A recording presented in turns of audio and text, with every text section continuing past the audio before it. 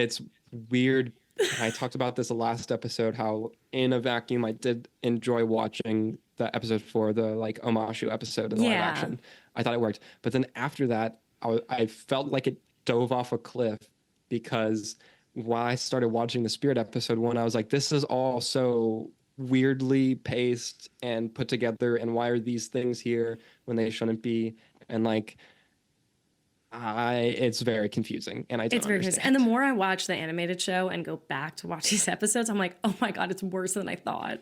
It's even worse than I remember. It's just compounding weird decisions. And then also we don't get, like, for the Avatar Roku episode, its translation into live action isn't existent as far as I'm remembering. Yeah. I know that he has a conversation with Roku, but that's not until episode The very 6. end. Yeah. And like it's a we like do we even get the the timeline, like the ticking clock established in season 1 of the live action?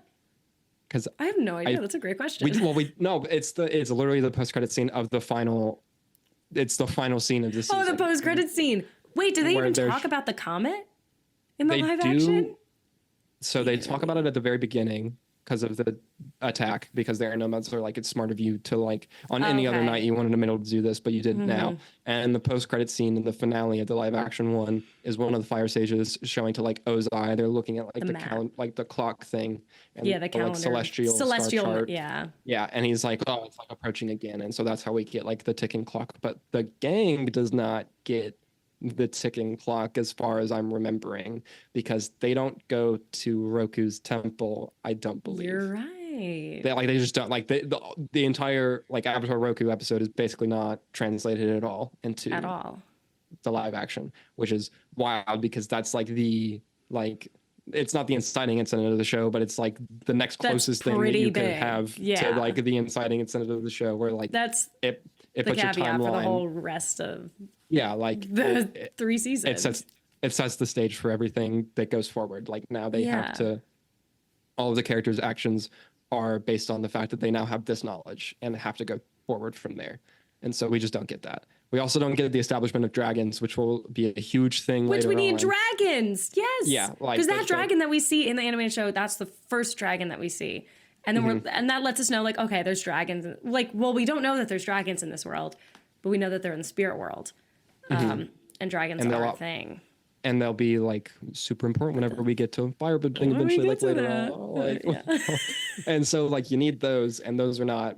There's no dragon in this, which is something. The thing that they did decide to ape and bring into the live action show that is in the Roku episode is a past avatar being able to take over Aang's body and like get them out of it. And so they use that for Kyoshi earlier in the episodes. And it's just a very I guess. Like it's similar, but it's different. Okay, one, because Roku's able to do that because of the solstice, right? Because it's more powerful at the solstice. So like that's one thing. Kyoshi just like does it at Kyoshi Island for some reason, because apparently, I guess you can. If the past avatars wanted to, they could take over the body at any time, which feels kind of weird. That feels like a cop out. Yeah, it feels like, why would you not just do that constantly? But whatever. And kind of makes them like sort of, I mean, like he's already in a sense immortal because reincarnation and all that stuff. But like, anyways, it's weird. But like, But this is like the only time in the animated show that we see this. And you're right, it's during the solstice. Like there's a special event that lets that happen. Which makes sense. And it also just feels much more earned in the fact that Aang has way more agency already in the animated series than he does in that, because like that's my main problem with it in the live action one, besides it flattening Kyoshi's character like in the conversation that they have. Like in the live action show, it feels like Aang has no agency to solve his own problems. Yes. And we've just seen him spend the last 8 episodes trying to solve his own problems and doing it mostly successfully. Like he obviously has blunders, and like most of the time it's him messing something up and then like coming back and fixing it to solve his own problems. But like that's agency for him.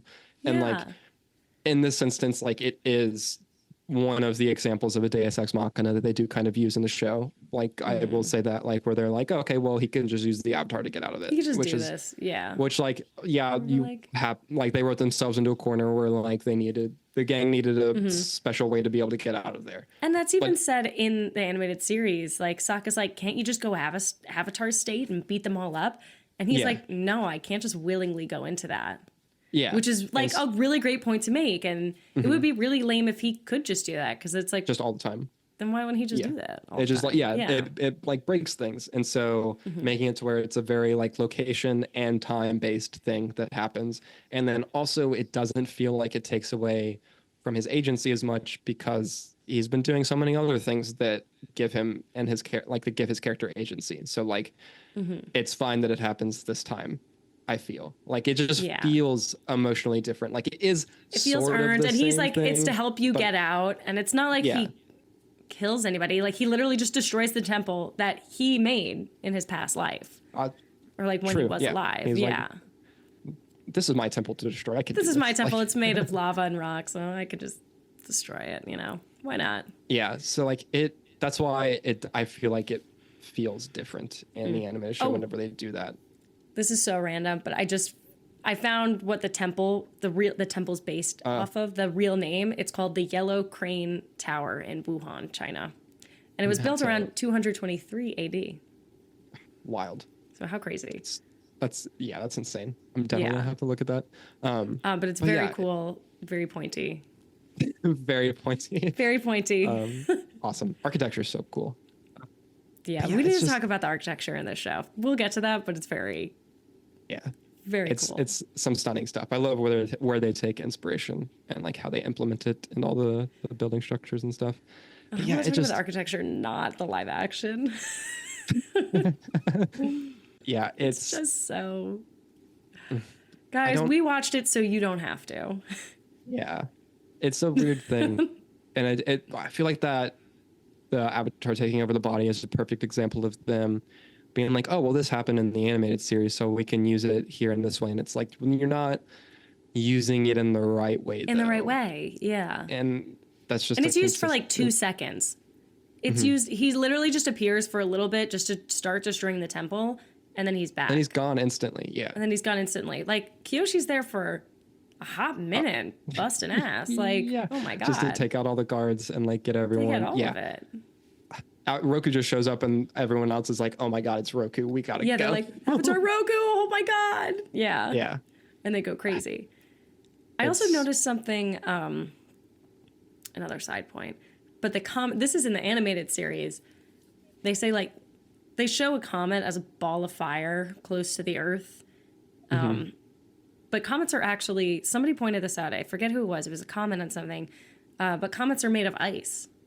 And comets are actually giant ice balls that melt when they're close to the sun and they're going by it, and that's what that trail is. It's like gases and dust that come out of it. I guess that makes sense.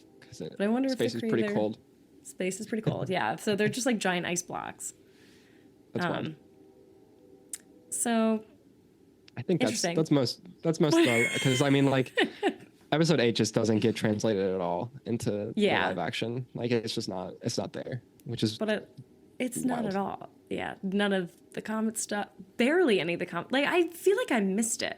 I had to rewatch these episodes, the live action episodes, multiple times because I was like, did they have this information in there? I don't know. I don't think that they did though. But in the animated show, I'm they like, save it for the post-credit scene of the finale. Like, which a post-credit scene.